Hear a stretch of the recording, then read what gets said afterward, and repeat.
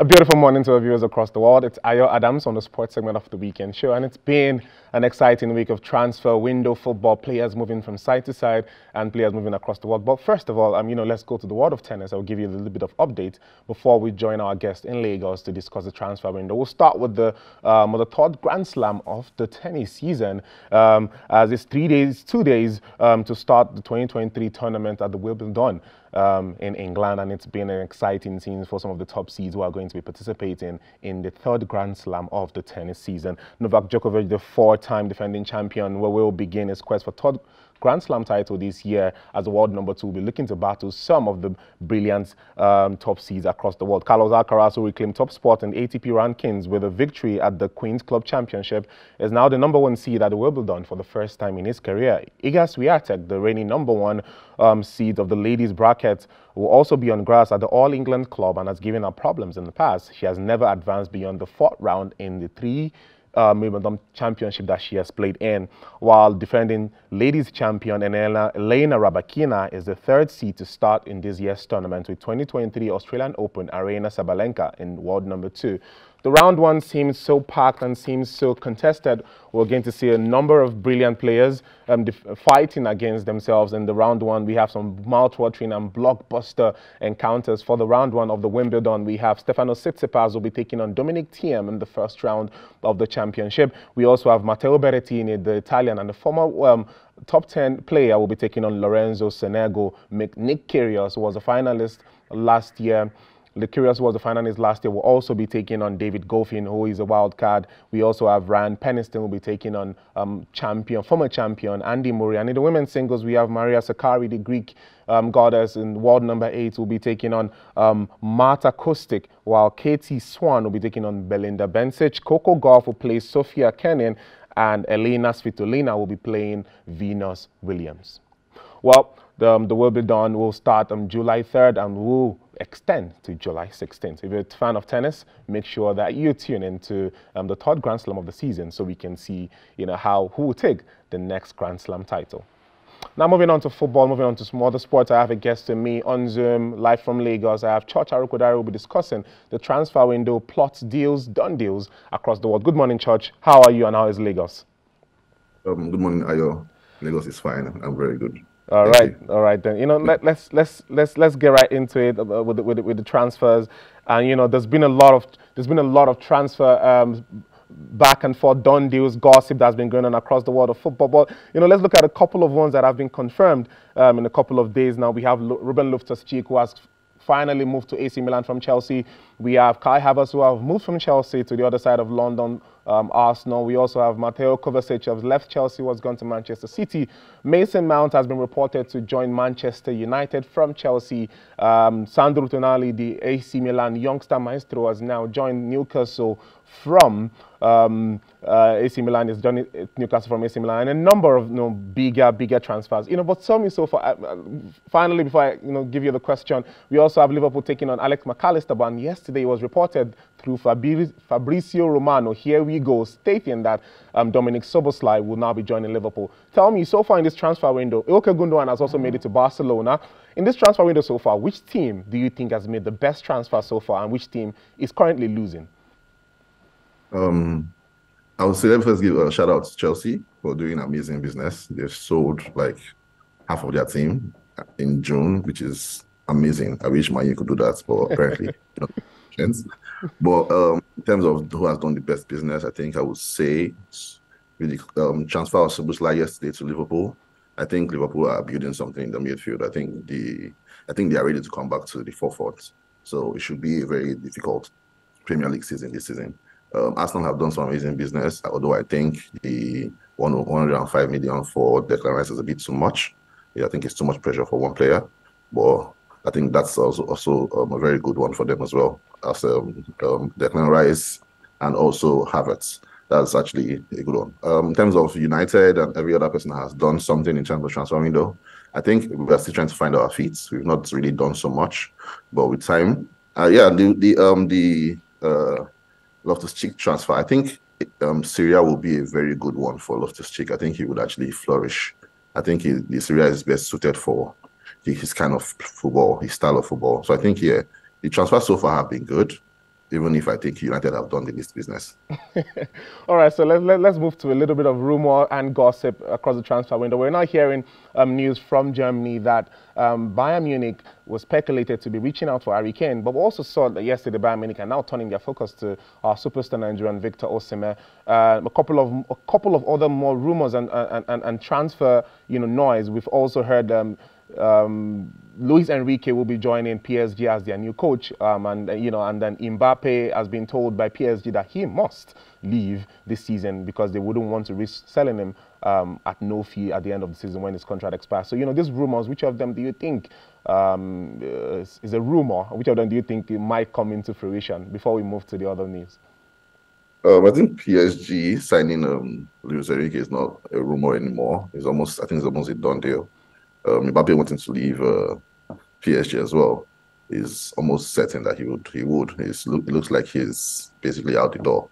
And for the Osimhen one to Bayern, I think that's the rumor actually. That's the rumor. Although I think I've heard before that he would definitely love to go back to the Bundesliga to prove himself because of the way he's first in there went. But I think that's the rumor. I think if he had the opportunity to go to the Premiership or Real Madrid, he would definitely take the opportunity. All right. So now let's still on the transfer window, but let's switch gears to the Saudi Pro League as they've been in the news. They've probably been the most transfer updates and news across the transfer window since it was declared open. And not just that, a couple of months back, they secured the signing of Cristiano Ronaldo, one of the greatest players to ever walk the planet of football. And almost immediately, at the end of the transfer window, at the end of the season and beginning of the transfer window, we saw Karim Benzema also moving to the Saudi Pro League, followed by N'Golo Kante. These are not just players; these are top players, big name players that might have extended their transfer contract, just like Luka Modric and the likes did in Real Madrid. But they've now also moved, not just only him, we have Ruben Neves and we have Chelsea, offloading a number of players into the Saudi Pro League, namely, Koulibaly, Mendy, N'Golo Kante, and the likes of them.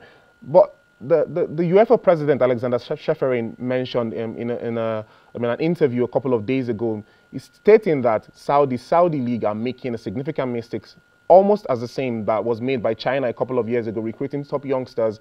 But let me ask you: do you think that they're making a mistake just like the Chinese did a couple of years ago? Because we can now see that in the Chinese league, the players, is not as buzzing and as chaotic as it was when they got in the players. You also talked about football development, that the Saudi league should develop their league first, rather than signing these big name players.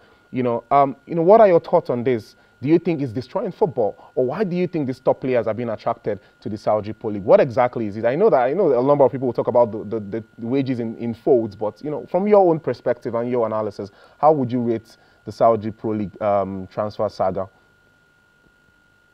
So, aside the fact that yes, it's a lot of money coming into the players' pockets, having Ronaldo there is a very huge pool.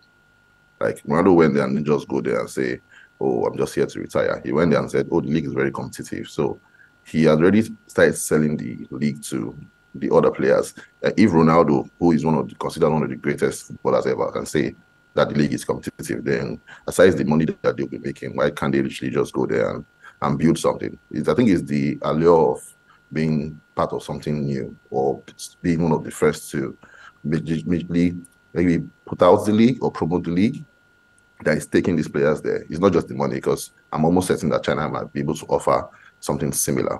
But the pool of Ronaldo and the PR and what we saw from the World Cup as well, is definitely something to look at and say, if I was a footballer, maybe in my late 20s or early 30s, I probably would say, why not?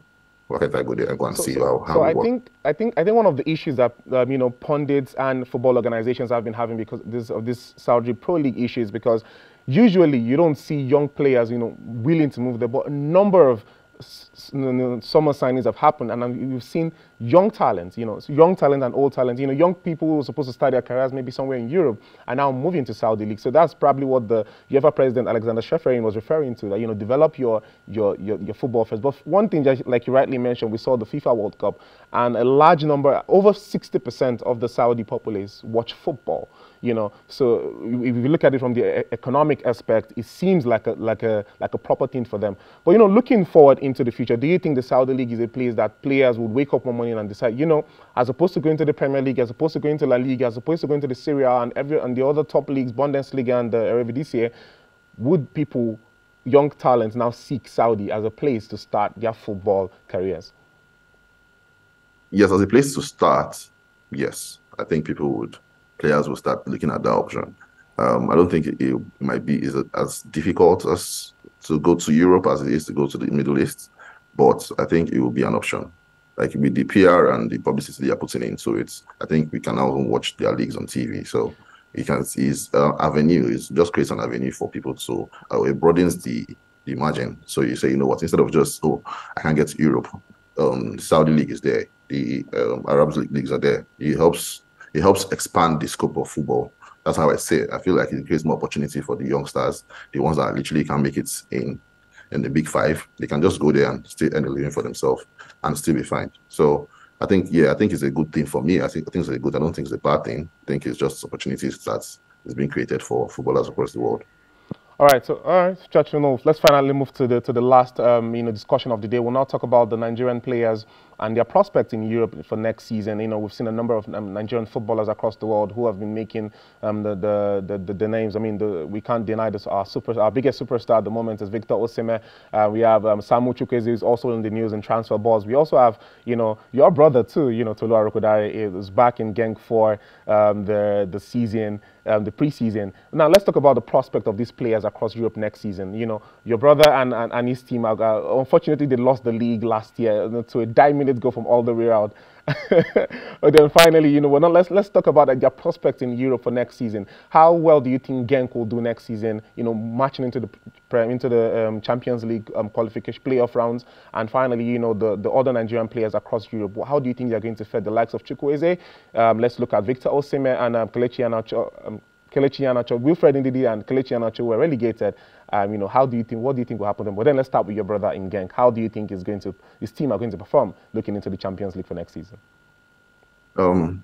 They've started. They're already on preseason. They're working really hard from pictures and videos that we get to see online. I think they're putting in a lot of efforts trying to bring in players in on time to prepare for their qualifiers before the Champions League itself.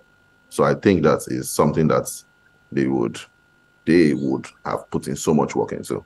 I know that Tolu is putting in as much work as possible trying to be fit for this season coming ahead. So definitely, I think this season is going to be a good one. They've put in so much practice, like with what we are seeing online. But for the other team players, Osimhen, Chukwueze, I think like for Chukwueze and Osimhen, the league is next. Like the top leagues, I think they should be playing for Real Madrid, Manchester United, AC Milan. They should be aiming to win the Champions League next. Osimhen has really done so well for himself last season. I feel like he has to take over the world next. Chukwueze as well had an amazing season, so definitely. So I think Iheanacho and Ndidi are going to leave Leicester. I think Ndidi is almost gone as well. But I think for Nigerians in general, last season was a great eye-opener. Yeah. This season, we need to top it. So, yeah.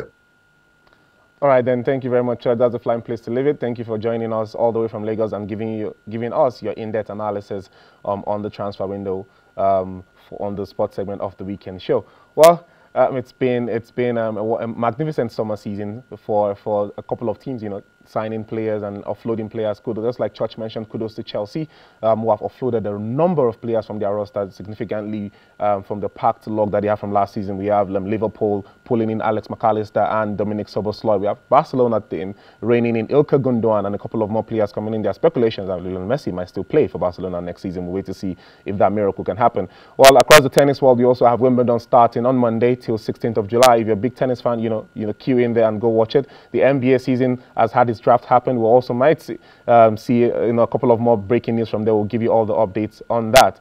Well, it's been me, Ayo Adams, and this has been the Sports Segment of the Weekend Show. I'll see you same time next week. The politics segment is up next on the Weekend Show. Stay tuned.